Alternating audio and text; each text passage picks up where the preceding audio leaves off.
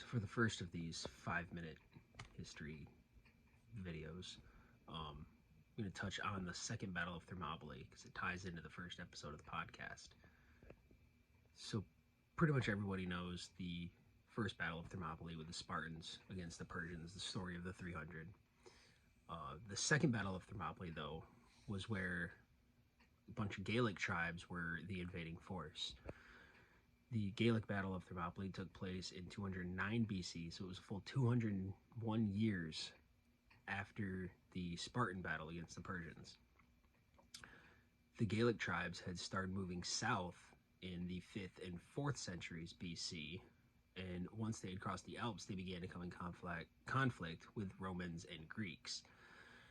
The death of Alexander the Great in 323 BC had made it look like Greece was weak and an easy target for Gallic chieftains. The Gallic chieftains led their tribes into the Balkans, first into Thrace and then into Illyria before moving into Macedon. The Celtic tribes conquered several Greek, Thracian, and Illyrian armies and carved out territory for themselves without much resistance.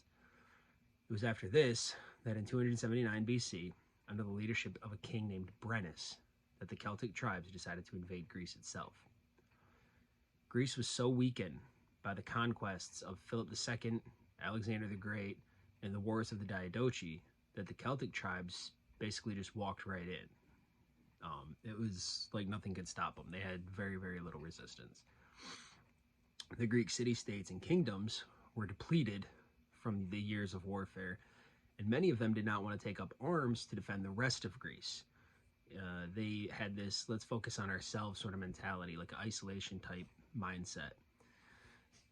It was the Athenians this time that stepped up to lead the Greeks. The Greek coalition decided to meet the Celts at Thermopylae, where the alliance of Greeks had fought the Persians 200 years prior. Just like with the Persians, the numerical superiority that the Celts had would have been to little advantage in the narrow space of the Hot Gates. The same thing happened as had happened against the Persians. The Celts were not able to defeat the Greeks while the Greeks held Thermopylae.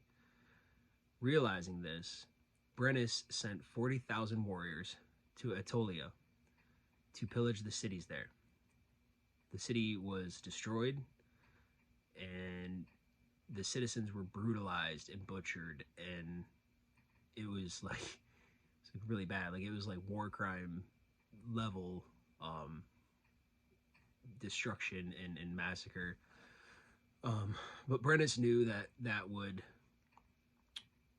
draw some people away, and he was right. The Aetolians, having heard of this, rushed back to defend their homes and their comrades and protect, what their livelihoods. So them leaving meant that the Greek forces were weakened considerably, which was Brennus's whole goal. Brennus used this to his advantage and eventually found that famed mountain pass from antiquity that the Persians had used as well.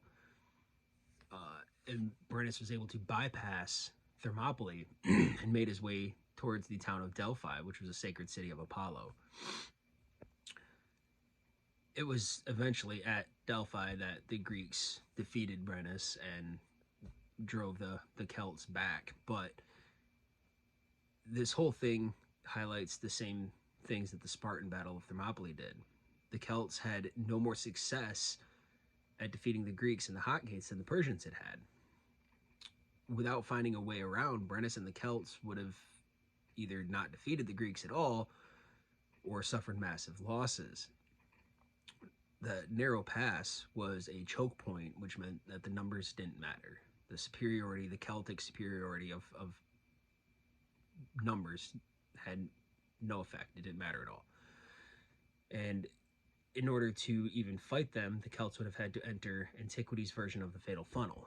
So it highlights again that choke points are significant. They make a big difference.